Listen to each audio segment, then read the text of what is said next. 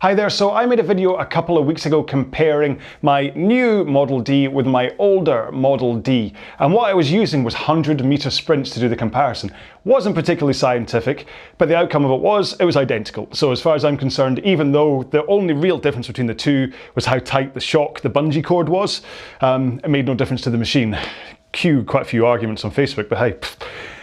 So, it made me think, what else can I do to try and look at my 100-meter sprint time? And so there's a couple of different things, settings on the machine and whatever, that we can do to maybe alter what's going on and how we're putting the power into it, okay? So, I'm gonna go through a few of these tests, we'll look at the results, and then hopefully they're gonna be different enough that we can at least kind of say, well, that worked or that didn't work. Like I say, this isn't science, so we'll see what happens.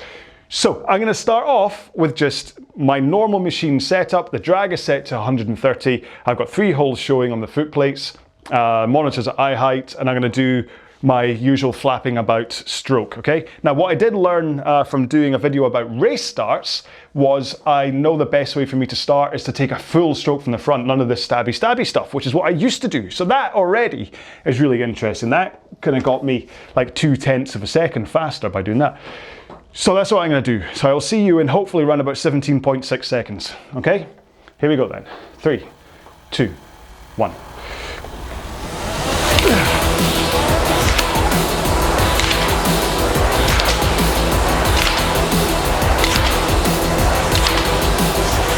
Stroke rate is at 46.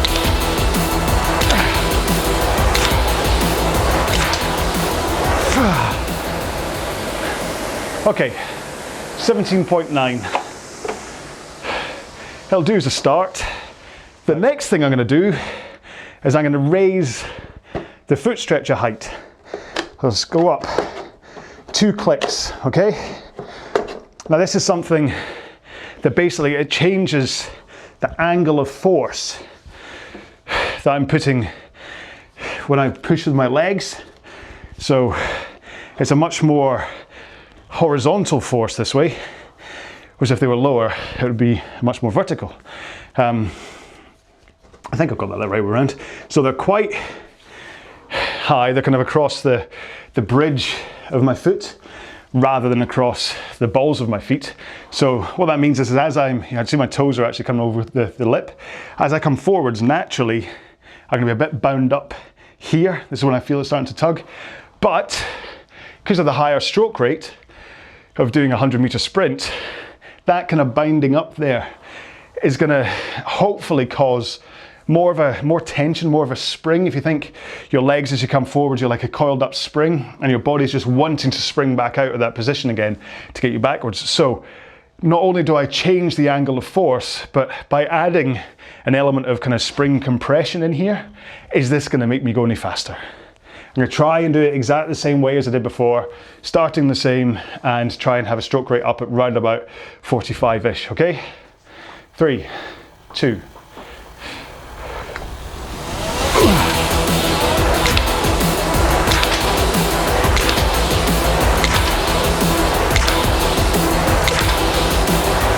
Stroke rates, 45.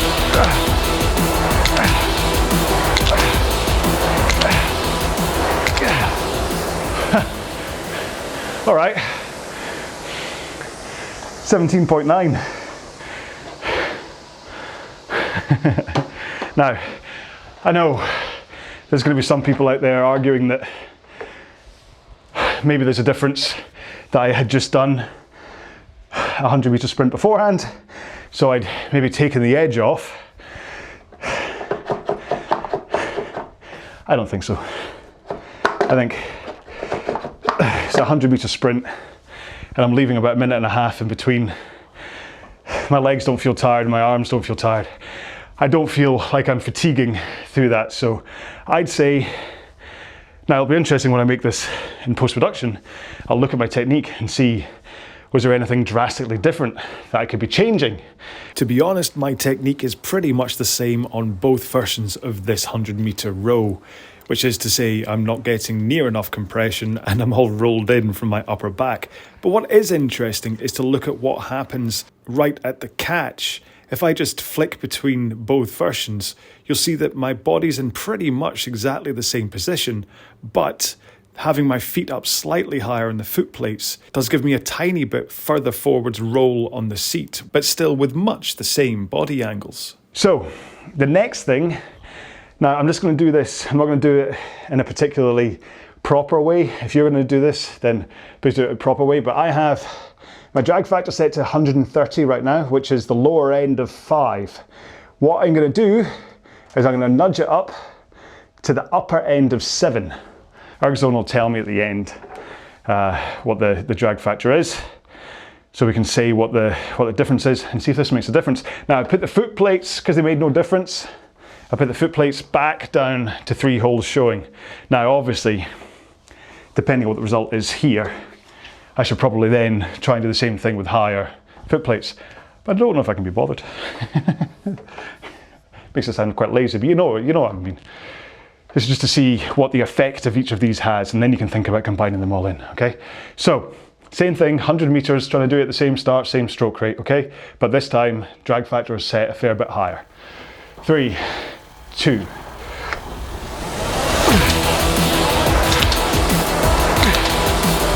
I can feel the extra weight. Like 45.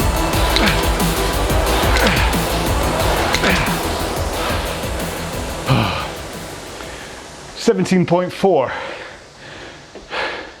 So,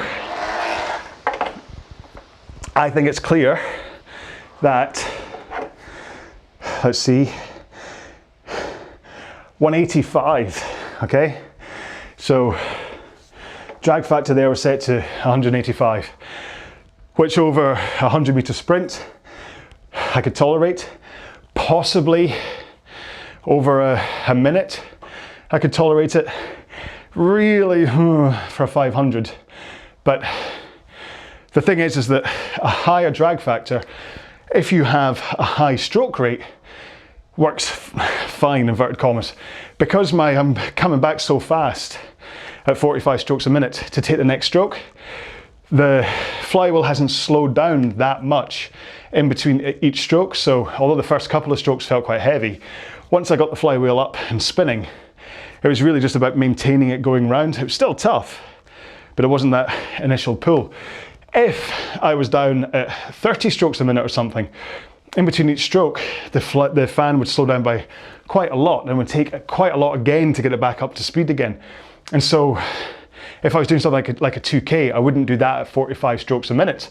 I'd do a 2K at around about 30, so I wouldn't want to have a drag factor that was like 55, almost 60 points higher than what I'm used to for a 2K. That said, if, again, when I look at the video from a technique point of view, you can start to look at that kind of breakdown point between when your drag factor is creeping up high and you start having to fight against it at certain stroke rates, then that's when you can tell that it's too high. However, there's always a chance that 130, although I'm rowing quite happily at that, there's maybe a little bit of room that I could be going up to 140. Maybe there's something about how I row that if I can still have good technique, that maybe 140 would just squeeze a little bit more time. So I might as well do it. I know I said I wasn't going to, but let's do one last test, because you never know, changing the angle of force and all that kind of stuff may help the drag factor thing, that I can do even better if I have the foot stretchers up high and a high drag factor. Okay, so again, I'm going to go for the same thing, 100 meters, same start of just a full stroke from the top, none of this jerky nonsense. And I'm going to try and keep my stroke rate up to about 45. I can tell you now, I am starting to get a little bit tired, having only done, what, 3 of these. So yeah, we'll see. Hang on, I'm still rowing. Nagging Apple Watch. This is very much a rambly video, but I hope you're enjoying it enough. I hope it's eye-opening enough. But let's go for one last one in 3, 2.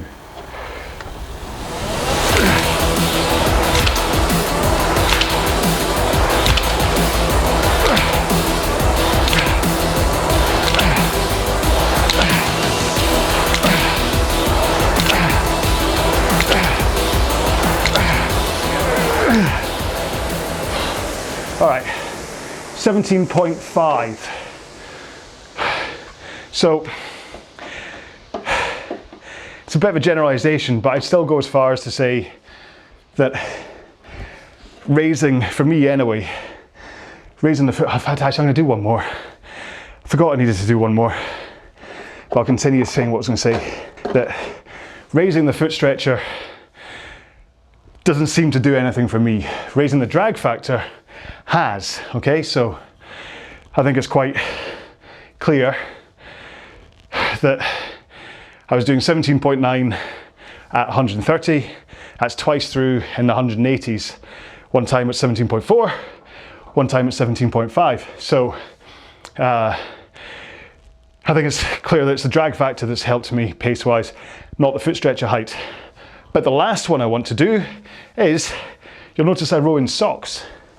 So talking about changing the angle of attack and things, when you put on a pair of shoes, especially like running shoes like these, because of the heel, kind of rise in the heel, and just other kind of biomechanics of wearing shoes when you're rowing, it does change things, okay? This is why you'll see quite a few people wearing like Converse All-Stars, like really flat soles, or weightlifting shoes, or I don't know, rowing a pair of kilt shoes or something. Because flat soles give you kind of a better connection in terms of what's accepted, what's expected as a good connection. However, if you're so used to rowing that way, I've not rowed in shoes for quite a long time. So if you're really used to rowing in a certain way, sometimes tweaking something, changing something, suddenly feels revolutionary, as though you've unlocked a cheat code for rowing or something. And quite often that happens, like the drag factor change, or changing your foot stretcher height, or when I first went into wearing socks. And it'll be interesting to see wearing shoes this time round, what my result's going to be, okay? Now, the last thing I'd say before I go into this one is that I think there is a terminal velocity, especially for me anyway. I don't think I'm going to get much faster than that 17.4 in shoes, but even if I don't, it'll be interesting. If I'm slower, it'll be interesting. If I'm faster, it'll be interesting. If I'm the same, it'll be interesting. So here we go then. Last one, I promise. Till the next time. Okay, same thing again. 3, 2.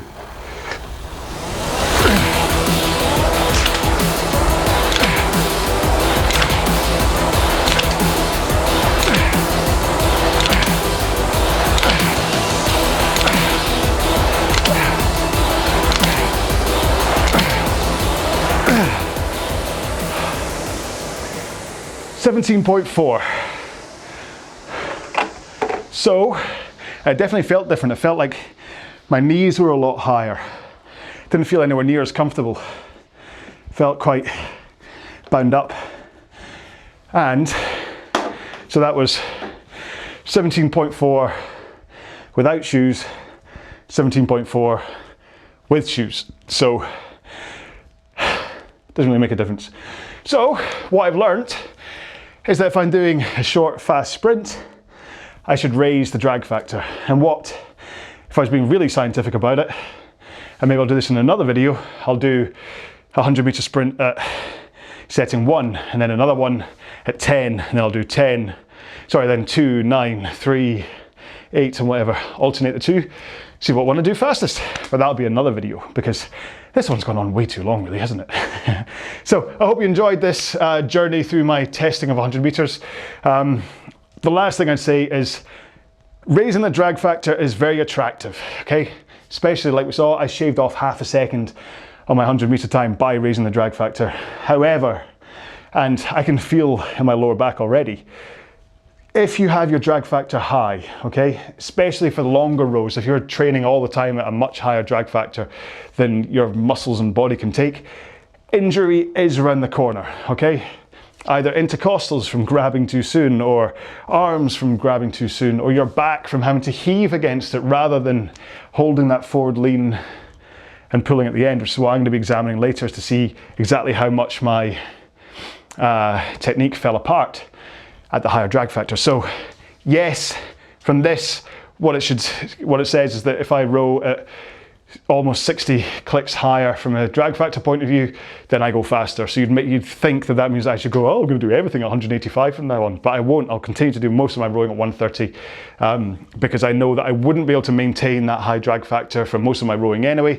And even if I could, injury is right around the corner, especially from an experience point of view. Ever since I stopped rowing up at 165, I stopped getting intercostal issues, whereas I used to be riddled with them. So that's why. So anyway, that was just a little coda at the end. Which I should probably said earlier on, but hey, if you hung around this long, then then you got the good stuff. You got the bit at the end. So there we go. I do hope you enjoyed this video. Please let me know if you'd like me to make anything else along these lines, as well as my RowAlong workouts that I have on the channel. Currently, as of March 2022, there are almost 400 workouts on the channel. I think it's like 380 or something that you can pick from, all entirely for free, and I'm adding all the time. So do take a look around and let me know if there's anything you want me to make, and I'm pretty responsive, I hope. So yeah, thanks again for watching. Please look after yourselves. I'll see you in another video. Bye bye.